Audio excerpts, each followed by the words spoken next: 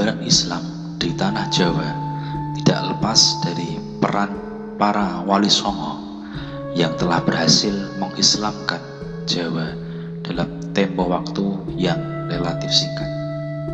Di antara wali songo tersebut adalah Sunan Muria. Sunan Muria ada yang mengatakan bernama Raden Prawoto, ada pula yang mengatakan Raden Umar Said. Beliau disebut dengan gelar Sunan Muria karena berhubungan dengan nama gunung tempat beliau dimakamkan, yaitu Gunung Muria.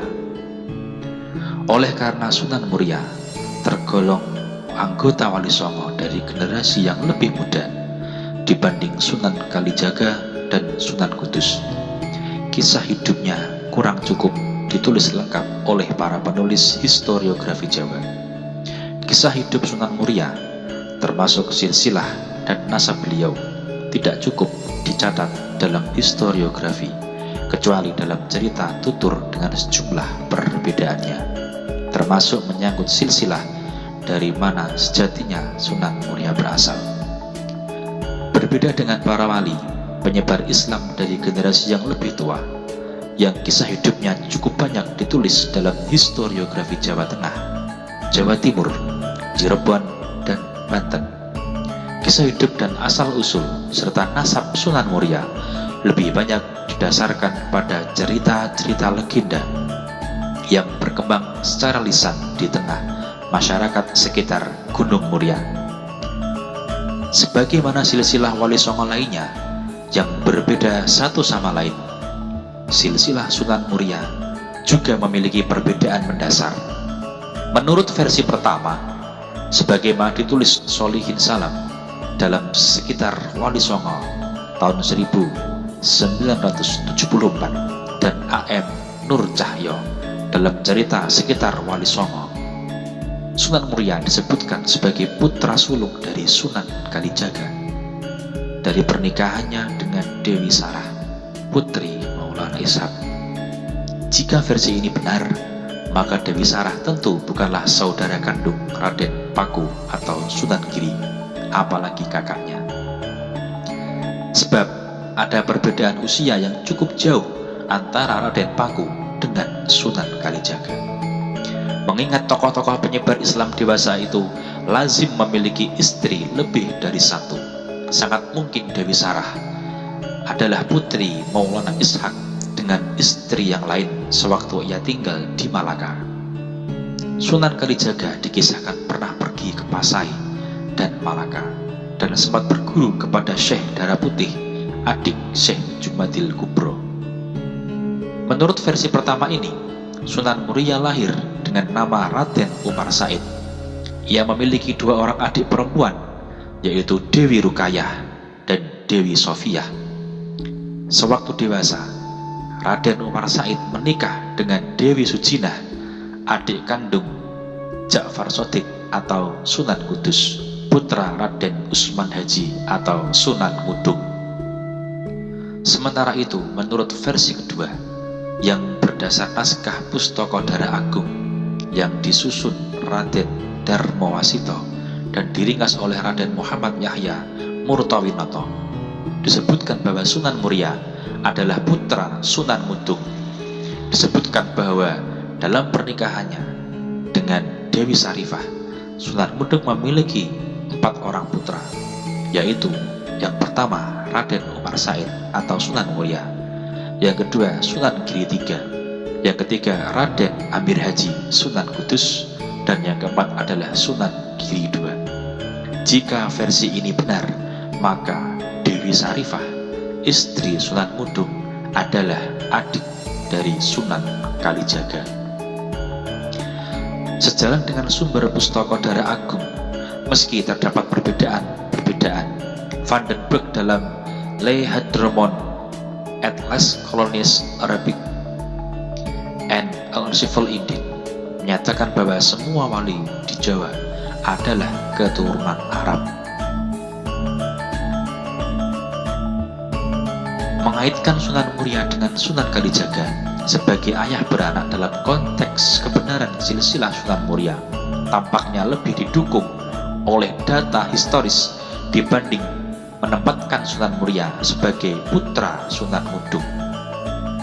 Di dalam silsilah keturunan Sunan Muria, misalnya diketahui bahwa salah seorang putranya yang bernama Pangeran Santai dikenal dengan gelar Sunan Adilango, dan Adilango adalah kediaman Sunan Kalijaga. Selain itu, menurut sumber silsilah yang diperoleh dari pihak Sunan Muria maupun dari pihak Sunan Kalijaga, diperoleh urutan-urutan dari nama-nama keturunan Sunan Muria yang sama seperti Panembahan Pengulu Jogodipo, Panembahan Rekso Kusumo atau Pangeran Ageng, Pangeran Wongso Kusumo atau Sedo Kambang, Pangeran Joko Kusumo alias Harto Kusumo yang berputra 3 orang.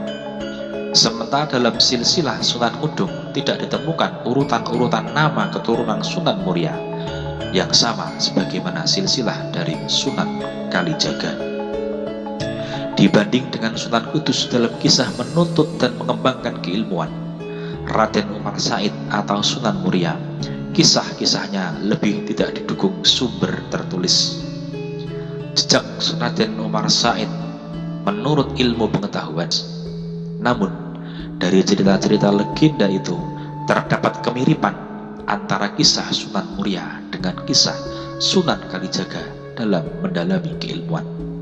Misalnya, kisah Sunan Kalijaga yang dituturkan telah bersemedi di pinggir sungai selama bertahun-tahun sampai tubuhnya ditumbuhi semak belukar.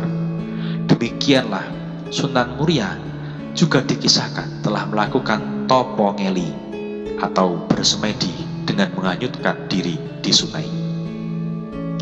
Kisah topo ngeli yang dilakukan Sunan Muria mengingatkan pada kisah pewayangan lakon Dewa Ruci yang paling sering dipergelarkan oleh Sunan Kalijaga. Sekalipun kisah asli cerita Dewa Ruci diambil dari naskah kuno Nawaruci Gubahan Empu Siwamurti pada masa akhir Majapahit, namun masyarakat lebih mengenal Sunan Kalijaga sebagai tokoh yang mempopulerkan cerita tersebut karena ditampilkan dalam bentuk pertunjukan wayang. Inti kisah Nawaruci menuturkan perjalanan rohani tokoh Bima, tokoh yang kuat yang juga memiliki nama Werkudara atau serigala, yang masuk ke Lawana Udadi, samudranya samudra yang luas tanpa batas.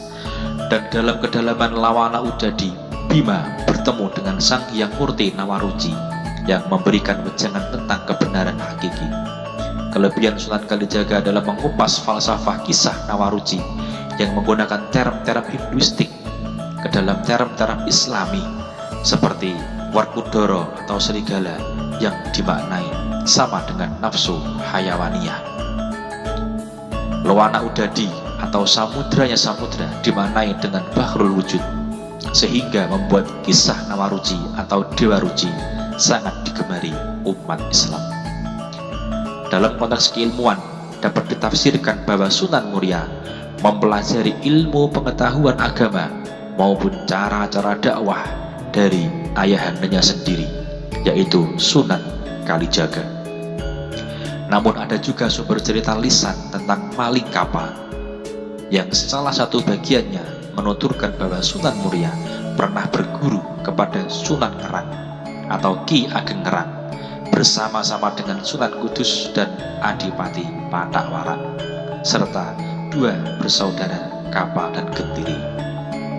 Setelah berguru kepada Sunan Ngerang, dikisahkan bahwa suatu saat Sunan Ngerang mengadakan syukuran untuk putrinya Dewi Roroyono yang usianya genap 20 tahun. Para murid Sunan Muria, Sunan Kudus, Adipati Pathakwaran dari Mandalika Jepara, Kapa dan adiknya Gentiri diundang untuk hadir. Ketika Dewi Roroyono dan adiknya Roro Bujiwati keluar mengidangkan makanan dan minuman, hati Adipati Pathakwaran terpesona oleh kecantikan putri gurunya itu. Ia memandang Dewi Roroyono dengan mata tak berkedip. Putri Sunan Ngerang itu telah membuat Adipati Pathakwaran tergila-gila dan melakukan tindakan tidak pantas terhadap putri gurunya itu. Bahkan pada malam hari, Dewi Roroyono dibawa lari ke Mandalika. Sewaktu Sunan Ngerang mengetahui bahwa putrinya diculik oleh Patak Wara, ia berikrar akan menikahkan putrinya itu dengan siapa saja yang berhasil membawanya kembali. Setelah melalui berbagai rintangan yang berat, termasuk melumpuhkan Adipati Patak Wara, membinasakan kapal dan gentir yang berkhianat, Raden Umar Said berhasil membawa kembali Dewi Roroyono.